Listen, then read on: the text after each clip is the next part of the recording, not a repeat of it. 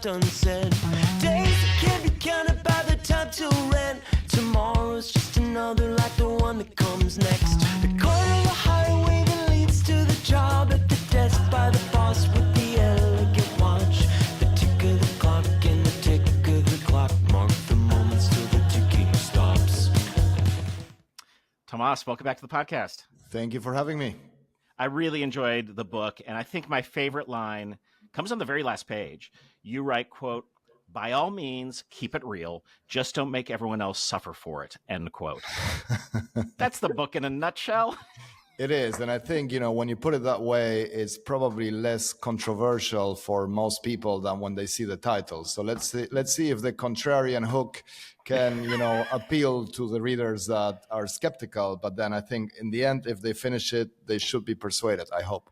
Look, it's a funny line, and one of the things that makes comedy work is that there's this hint of truth that we see in it that maybe someone hasn't said out loud. And yeah, let's start with this, which is authenticity, prized commodity, right? People talk about this in all different sort of facets of life, whether it's marketing and advertising, it's watches, as you say, and rare truffles.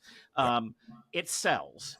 But there's a problem with that, right? When it translates to human behavior in the workplace and other places. Yeah.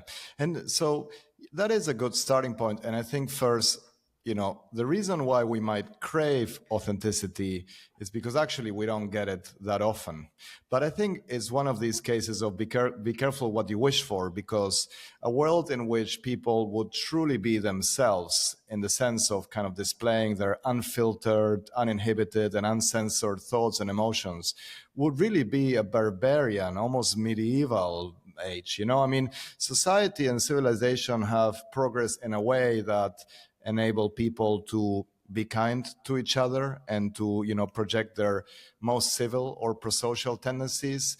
And of course, that doesn't mean being a fraud or a phony, but actually it does mean curating or editing yourself, especially when it comes to your professional self in the workplace. It might be that, the 4 or 5 people who you've known all your life, who go with you on vacation, can put up with the unfiltered version of you, but probably not for the whole vacations. Not for the whole vacation. If you're still friends with them, it means that, you're doing something right. Well, it's interesting. We just had James Cordova on the podcast who's talking about intimacy. And one of his things he says is, we often hurt the people who are closest to us because we're closest to them. So that even then we have to work that extra hard to pull back from what might be our id-like reaction to things. And the term you use is strategic self-presentation. Yep. Over this unfiltered self-expression. So I know people are going to think that's a manipulation of some sort, but we do it already in a variety of contexts. Yeah, and it's important to acknowledge, right? There's a lot of research and science showing that if you overdo it, it will backfire. Even in kind of trivial everyday situations, we've all been to restaurants and bars where the waiter or waitress might engage in sort of like excessive emotional labor, and it seems so fake that we are put off. And of course, a boss that is pretending to tell you something when they're blatantly thinking something else will have no credibility. Just the gap between what you say and what you do is an important indicator of your integrity or, otherwise. Having said that, people who actually come across as authentic manage to engage in strategic self-presentation in the sense that they display only the relevant aspects of their identity that a situation calls for, and they know how to not broadcast their unsolicited thoughts about, the Middle East or Russia or Ukraine or politics at work, especially if they're a boss, because if you impose those values and beliefs on others, you're more likely dividing and alienating people than creating a harmonious team or, an effective workplace. So I've been in therapy. How well do people know themselves? Right. And I have an answer for this, which is not well, but it's for very good reasons. We are very complicated. Humans are very complicated beasts. Yeah. Look, I have to, since you're bringing therapy up, I have to confess, I'm still a recovering psychoanalyst. I started my There you go. career as a shrink. I was born and raised in an area of Buenos Aires, Argentina, that boasts the highest concentration of shrinks of psychoanalysts in the world. So, Wow. and of course, if you want to become a psychoanalyst yourself, a psychotherapist, you have to be in therapy. So it's kind of like a pyramid scheme, that keeps kind of growing.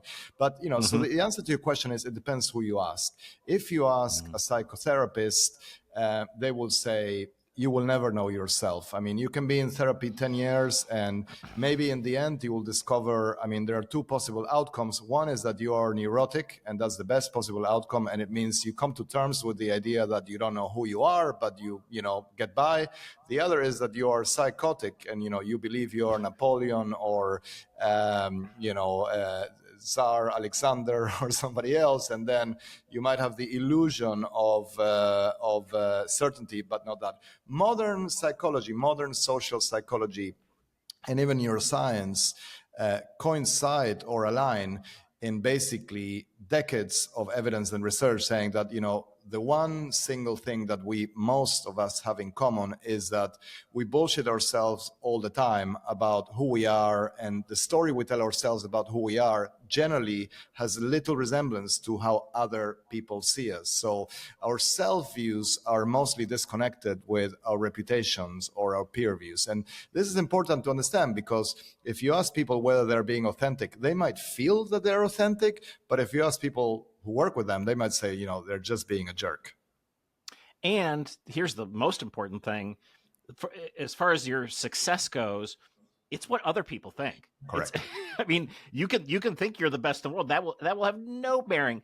Well, it might have some bearing in a very destructive way, which we might be seeing right now play out in our country.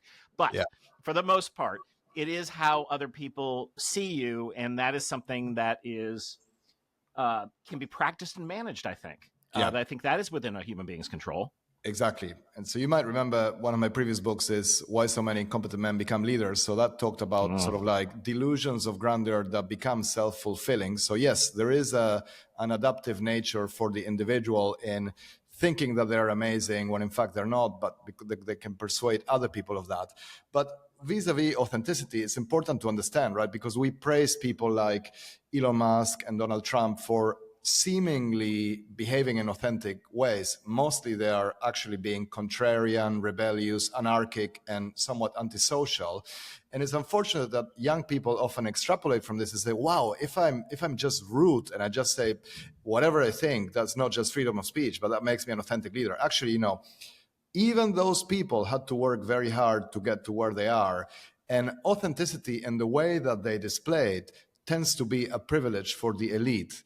Right. Unless you are the status quo, you're not given license to misbehave in such way. And of course, I think it's a little bit unfortunate that leaders in that position misbehave and abuse their license to be themselves or to be contrarian. Sometimes we idolize them, but they're not very good role models. They would be better if they behave in unifying, pro-social ways and actually display true leadership qualities. You write in the book that most of us inhabit multiple selves, and this made me think of the fact that there's certain thinkers from a very long time ago often who just keep popping up in their work, and Irving Goffman for me is this, and in part because of that, I've been a theater guy my whole life, and he talks about that idea of an onstage, offstage, and backstage personality self, and there are many different selves, and I think we're just as human beings, we're desperate for things to be kind of black and white for them to make sense. And when you add in all these variables, it makes less sense. But this gets to the core of what you're writing about in the book. And, Goffman was a genius. I mean, according to most, the father of sociology, but also wrote in beautiful manner and was so compelling and evidence-based. One of the concepts that I borrow from him and that I cite him on is this idea that we're always acting, we're always on stage. There's just two different forms of acting. One is what he calls surface acting, which is, when you don't really believe the character you're portraying. And, more often than not, that will reveal that you're a fake and that you're not genuine, and that will make you inauthentic. However, oftentimes we engage in deep acting, which is sort of like a form of method acting, is you truly are in character. And this, I think, is very important, right? Because the best leaders that I worked with and that I coach and that I see in organizations, and the best employees and managers, they have made their professional reputation feel real because they are immersed in that character. So they are almost like in character or on character all the time. But that doesn't mean that they're being themselves or that they're being authentic. In fact, they identify and they have learned to identify with their professional persona, and therefore they seem more genuine. Uh, you might find this interesting. My colleague Jen Ellison has a term she uses for the kind of comedy we do at Second City, and she says a lot of places do thin jokes. Yeah. We do thick jokes, which is the same sort of thing that you're talking about, which is we want a little bit deeper. We want it's still, it might be a fart joke, but it's going to be the smartest one that you get, and and that's the kind of funny we search for. Yeah. So this is you write in the book that self-deception can be used for good as well as for bad. Tell us the ways in which that can be used for good. Yeah. So, for example, if self-deception starts with how you distort your self-concept.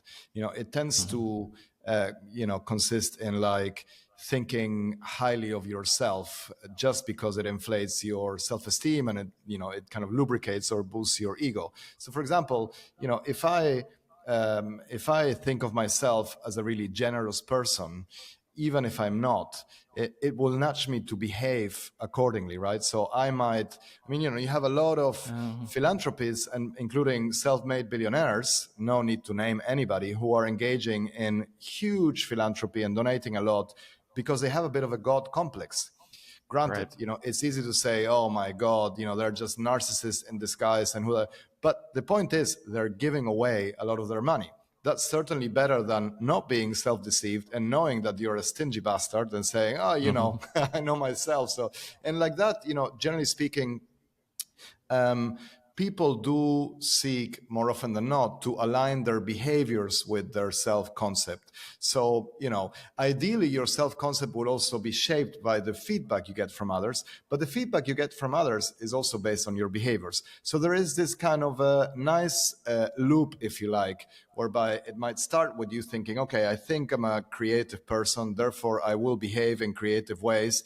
And if you manage to do that, others will reinforce your self-concept by saying, oh, that was quite creative. And then in the end, what started as a delusion or a self-deception actually becomes a self-fulfilling prophecy. So is that also the science of fake it till you make it? In a way it is.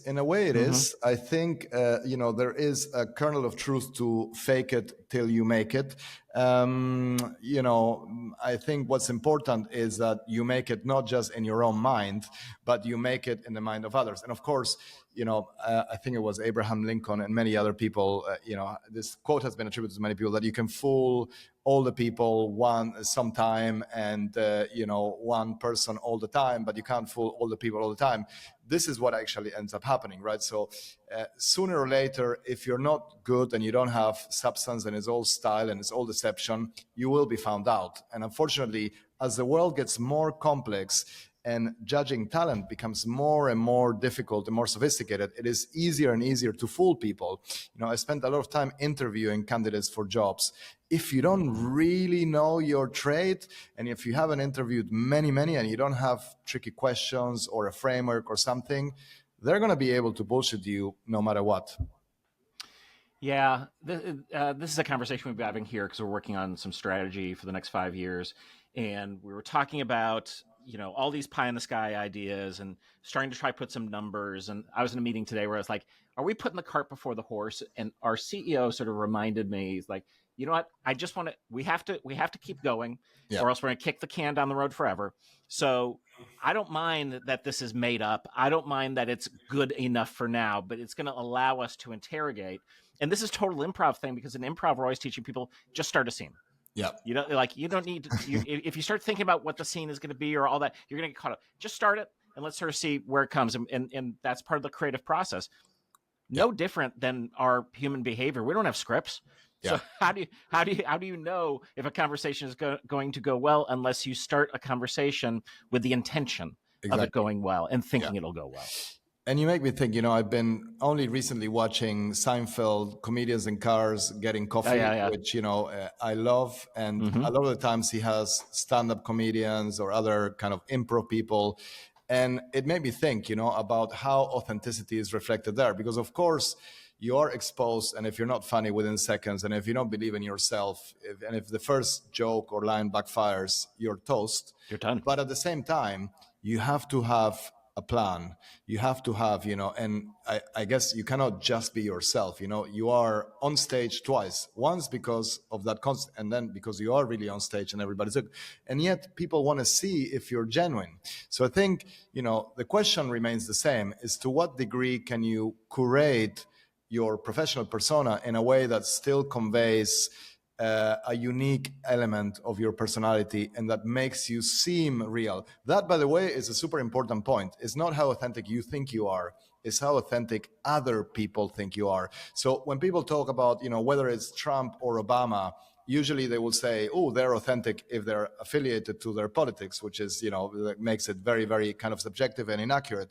But basically, we have no way of knowing whether Obama or Trump or Musk are truly being themselves and are being authentic, or if they're just putting it on. But the important thing is whether they are perceived as authentic by others, and that counts as a big, big bonus. So I'm married to a professor of comedy. My wife Ann, her new book's coming out in October, and it's her comedy theory book. So she talks about this specifically around stand-ups. So one of the things that stand-ups do is they have to do perspective giving. They have to Right. teach the audience how to watch them. And if you go back to your favorite stand-up and look at their first Netflix special, they're always starting with their flaws. Wow.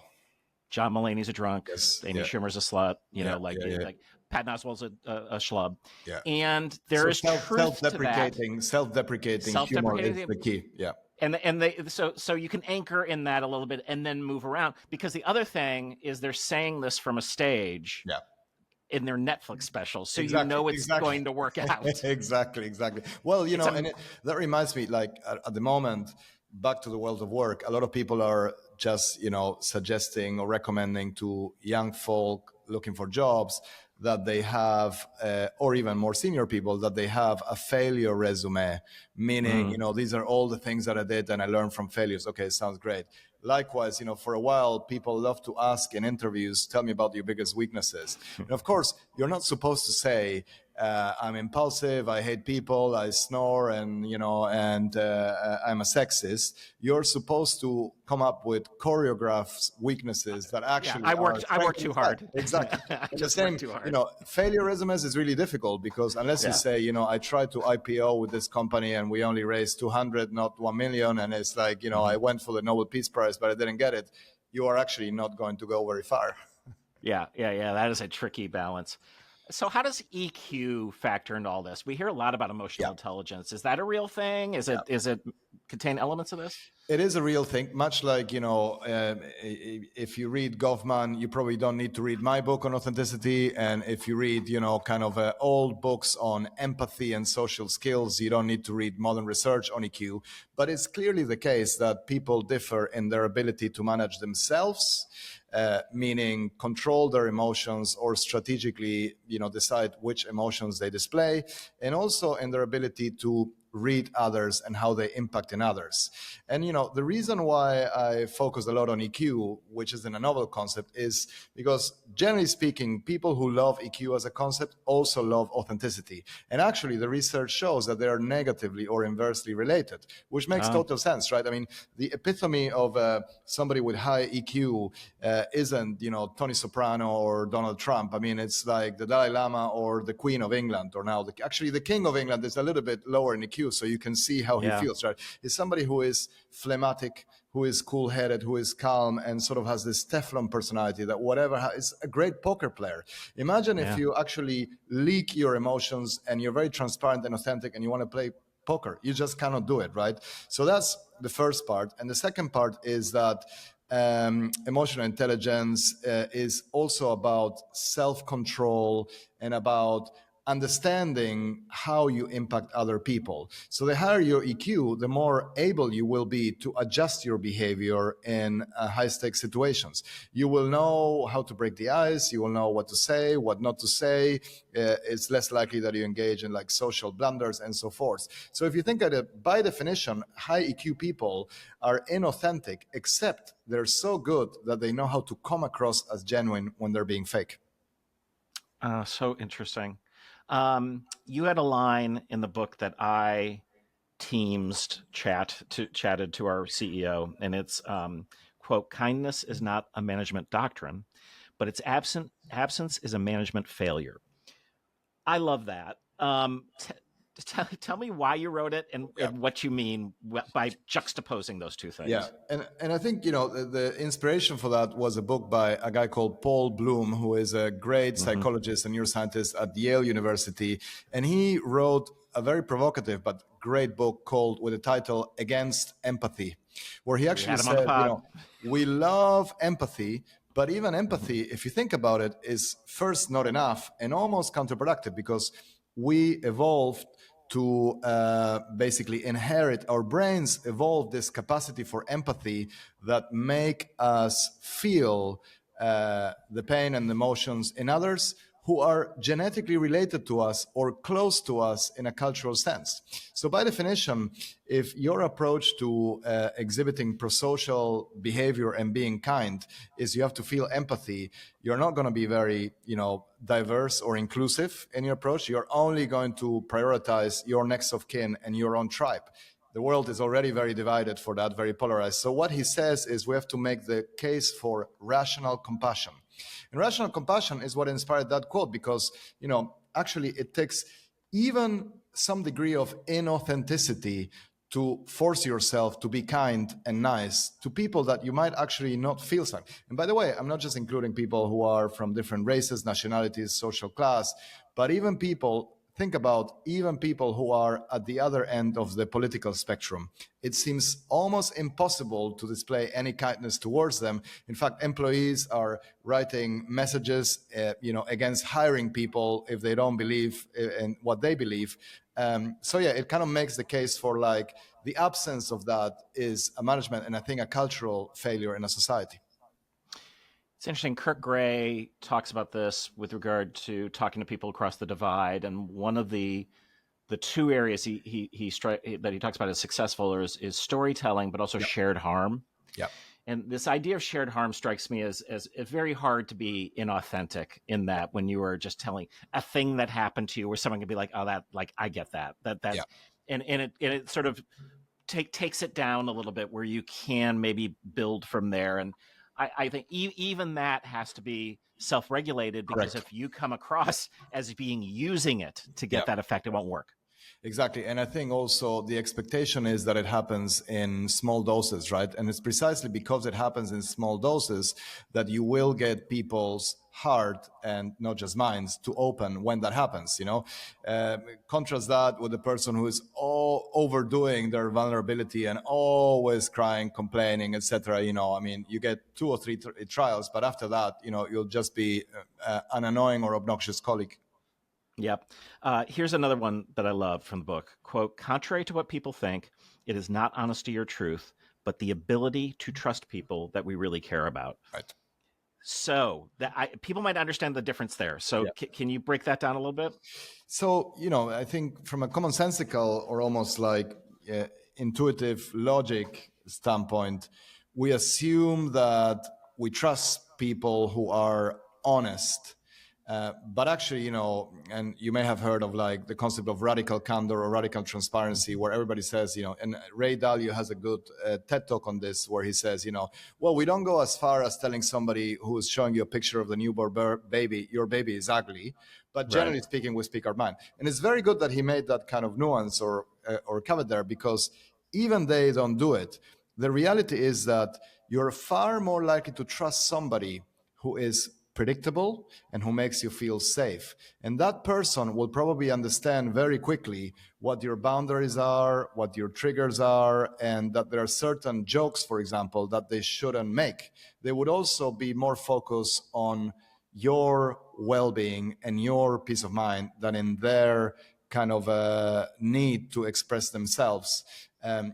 Ultimately, a lot of this is like navigating the intricate tension or finding a balance between our desire to, or our right almost, because we feel it's the right to be ourselves, and what's good for others. And, unfortunately, especially the Western world, but society in general, is constantly telling us that we have to express ourselves. We shouldn't worry about what other people think of us. I think I tell the true story in the book of one of my employees who came to my office for a performance review wearing this T-shirt with the caption, "Just be you, they will adjust."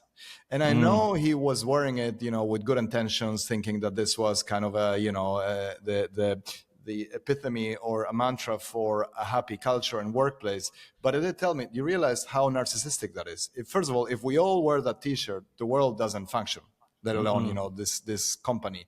But also, maybe you think you're the only person who should wear that T-shirt, and the rest of us have to adapt to you, which is even worse. So there's an improv exercise that we teach, Yeah. which I think kind of illustrates some of this, which is called thank you statues. So we have the group get in a circle. We ask one member to step inside the circle and strike a pose like a statue. And then we say, anyone else, the job is for you to come out, do a pose next to that person. They're going to say thank you, and they get to leave the circle. Go.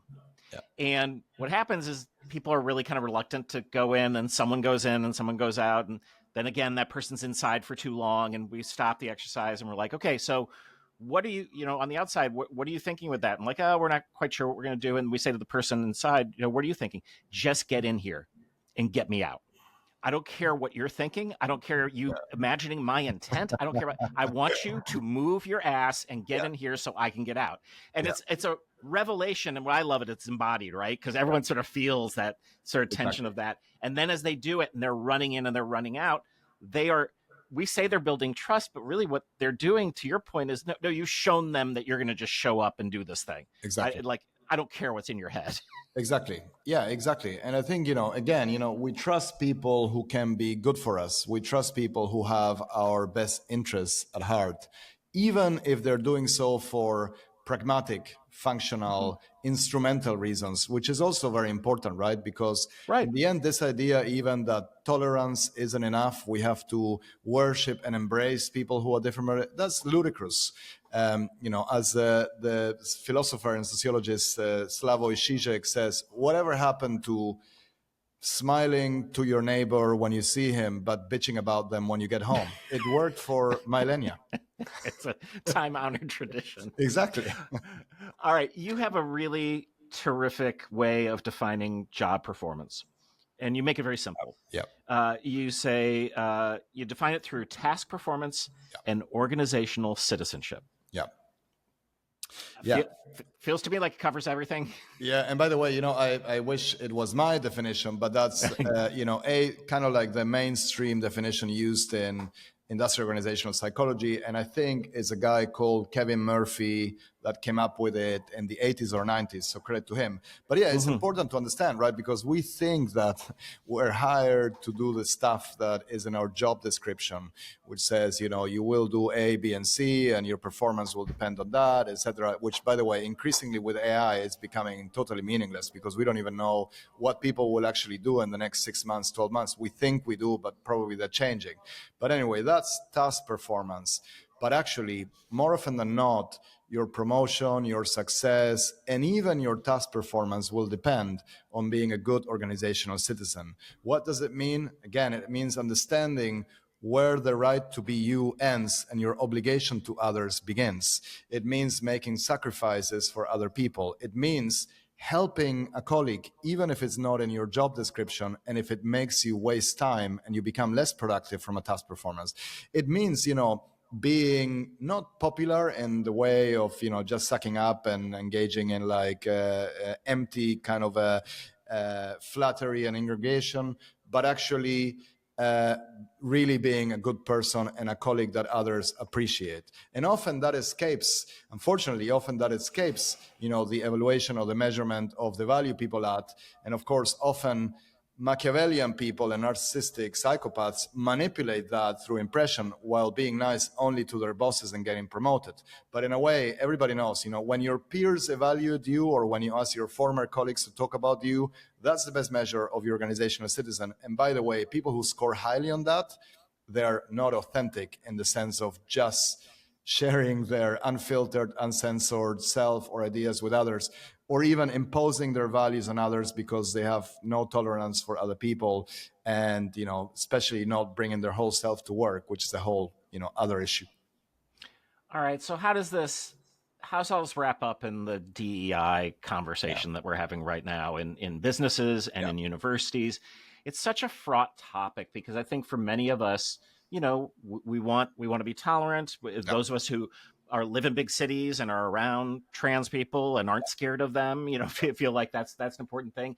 And yet the data on the training is terrible. Yeah. So how can this help that conversation? Yeah, we could have a whole program, just on this because it's so big. But first of all, when I was starting the book, there wasn't the backlash against the AI that happens now, but that's almost like a distraction. It is a shame that the topic has been politicized, and that if you speak in favor of it, you seem woke or lefty or Democrat or progressive, and if you are against it, you seem Republican, right wing, MAGA, etc.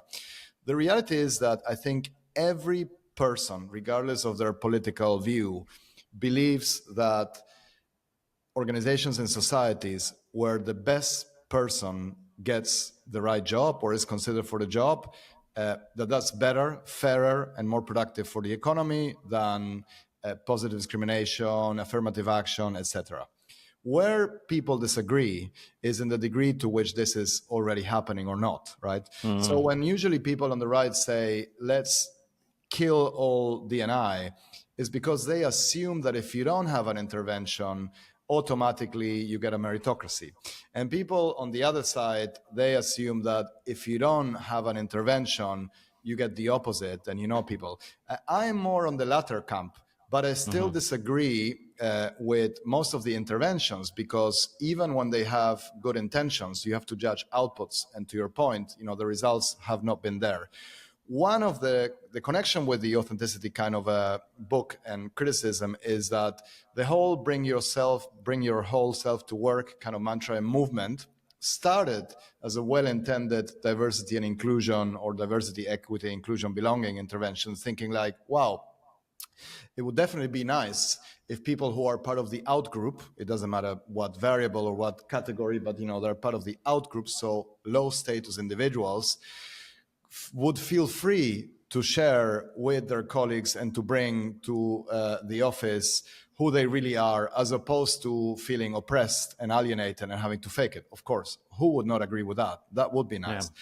The problem is that it ended up being an attempt to actually throwing the ball at those individuals and telling them, or pointing the finger at them, saying like, look, tell us about your LGBT plus weekend, or tell us about your hobbies, or tell us about your weird habits, or the fact that you did. And first of all, most people want to preserve certain privacy. They don't want to share these things with others. Secondly, at times, even when people do, most of the times they will be punished for doing that. They won't be rewarded, because the situation is that if you don't create inclusion, then diversity doesn't function, doesn't work. And of course, if we take the imperative or the mantra serious, it's like, should you bring your whole self? What if I'm a fascist? Should I still bring my whole self? What if I'm a communist? What if I'm an anti-Semite? I mean, so there are certain categories that are excluded, but others that are not. Yep. And then in the end, you're not bringing your whole self. You're bringing the aspects that the status quo rewards. So there's a lot of hypocrisy underpinning that command, and I think it's especially important that we educate young people as to the importance of curating a professional self. Even if you show up to the interview bringing your whole self, you're definitely not going to be hired. I mean, look at Elon Musk or Steve Jobs. They had to start their own companies because they were dispositionally unemployable. Yeah, exactly. And then Jobs got fired from his own company Twice. twice, and came back and was a little Yeah. better. And again, apparently. I like to remind people he was Steve Jobs. Most of us are not. Exactly. All right, this dovetails perfectly into our last question for returning guests, which is a thank you because story. Because really, this was based on specifically Richard Thaler saying to us after we did the yes and exercise for he and his colleagues at the University of Chicago, I get it. This feels like a nudge, like for people, behavioral economics, we know that people's default is to say no or do nothing. That's what yes and. But how do you yes and someone who you just don't agree with? How do you stay inside this kind of difficult conversation? We built this thank you because exercise built on research around gratitude and being seen. And if you can, really make that attempt to see people, they will then reciprocate, which is something we've talked about, mirroring, reciprocation that happens with this. Yeah. Have you had that experience in your life? Do you have a thank you because story? Of course. And I mean, as I was thinking about this, because I knew this would come, I mean, it's almost like it happens very, very frequently. But, I want to mention a recent colleague of mine with whom I probably disagreed 95% of the times on everything from strategy to execution to implementation. But we managed to create a really open relationship where we would confront each other, but always with respect. And, there have been times where I was furious for losing an argument and not having my way. But I realized in the end that he was right. And I wrote to him and I say, listen, I know I was angry and I know I was annoyed, but I'm grateful for you, not just because it was the right thing to do, but also because you helped me question myself and change how I think about these things. By the way, that helped me a lot in the future as well, So I think for me, you're much more likely to learn and become smarter and create knowledge or evolve if you listen and make an effort to hang out with people who don't think like you. That is very painful, and it does require gratitude, because if you don't do that, it's much easier for them to be fake and to tell you, yeah, I agree with you. And then, I always say people who avoid conflict generate a lot of conflict in the long run. Yeah, it's hard and it's not pleasant, and so is going to the gym. Yeah. And later it's what you needed. Exactly. So, no pain, no gain. No pain, no gain. The book is called Don't Be Yourself, Why Authenticity is Overrated and What to Do Instead. Tomas, thank you so much for coming on the pod. Thank you again for having me.